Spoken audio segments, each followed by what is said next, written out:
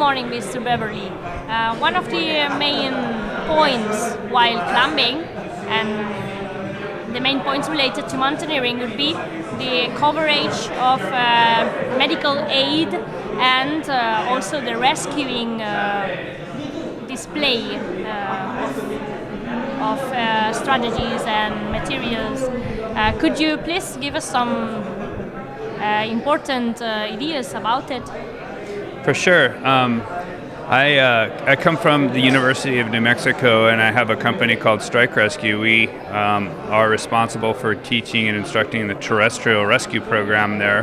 And that program, you have to be an IFMGA guide, which that's what I am, so I help with that program. That part of the program is just a small portion of the program, which is a diploma in mountain medicine.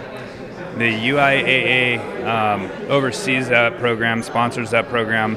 The diploma in mountain medicine is an international diploma. There's only 2 places in the United States that you can get that, and one of the things that we teach is the rescue itself, the rescue course itself, which covers all different aspects of mountain rescue, from glacier travel and crevasse rescue to mountain rescue with high angle, low angle terrain. And then the rest of that program covers the medical aspects. So there's a lot of different things that go into rescue when you're outside of, say, a hospital that you don't think about when you're in a hospital. And a lot of those things comes down to just not having the equipment and also the environment that you're in. And sometimes also the elevation is a factor in that. We discuss these things. We get together here at some of these conferences. The UIAA is also integrating in with the International Association of Alpine Rescue, ICAR, which is a mountain rescue organization. So there's a lot going on with the medical field right now as far as rescue and how to affect rescue, how to be more efficient, and also to teach the youth how to do these things. We don't have a lot of youth coming up, and so the key in the success of safety in the mountains is to teach the youth, and not just teach the youth like how to get around in the mountains, but also to teach them what to do when things go wrong. And things go wrong all the time in all different places, whether you're out on the streets of Zaragoza or you're up in the mountains, in the Alps or something, or the Pyrenees. So you need to know what to do and how to go about doing those things. So it's a good conference here, and UIA has been doing a great job, CIMA, putting all this together, and it's been just an absolutely wonderful conference.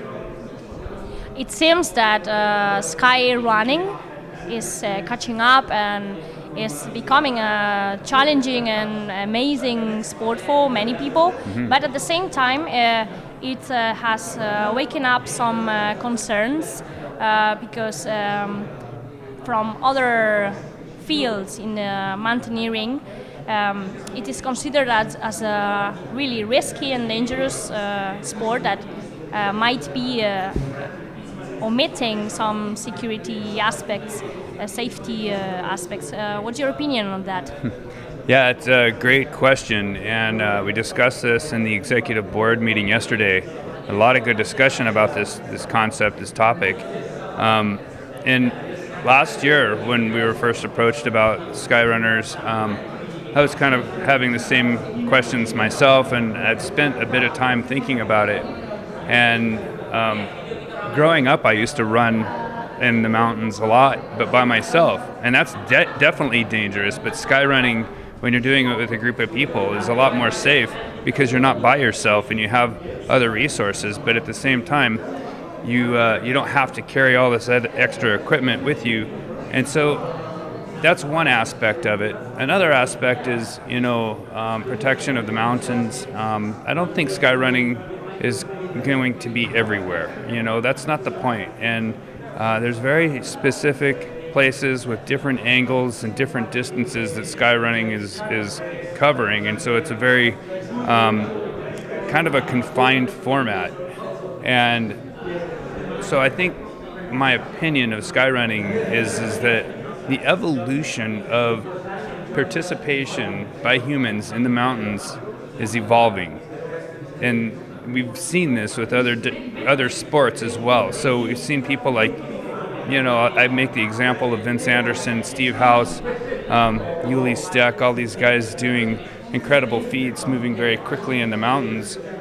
And that's just an evolution, a progression, if you will, of how the performance of the human genome is just like getting better. We want to get better. We want to push ourselves. And this is one way that people can push themselves and, in my opinion, not be exposed to too much hazard. When I look at hazard, I think about overall risk. And risk is a function of probability times consequence with some little bit of ignorance factor multiplied in there as well.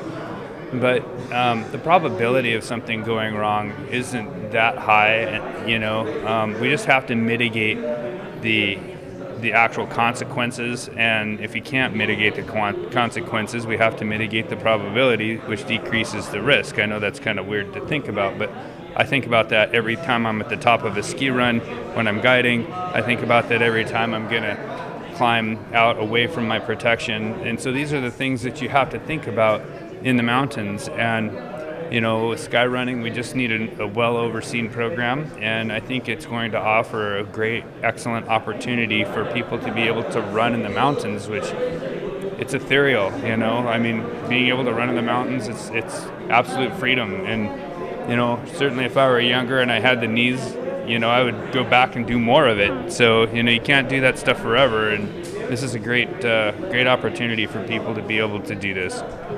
And as a guide and a representative of the guys from the United States, what would be the goals and expectations that you have from this for this Congress? I think from the guiding aspect, as an IFMGA guide, there's a lot of talk right now about the UIA coming out with a standardized educational format.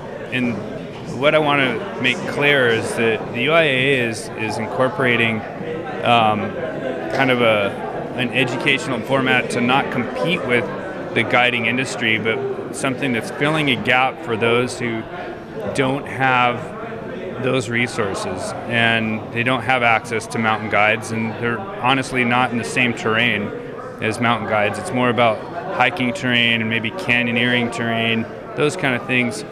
And IFMGA guides don't do that. And I know that there's a lot of hackles that get raised when we talk about, an educational program for mountain instructors. But this is a basic instruction course that is being put together by the UIA, and I think it's got a lot of merit. Not everybody, is a paying customer, and so there's a lot to be said about development of a program like this, and I think there's a lot of room in the world for volunteerism and for goodwill. So Thank you very much for your time. Absolutely.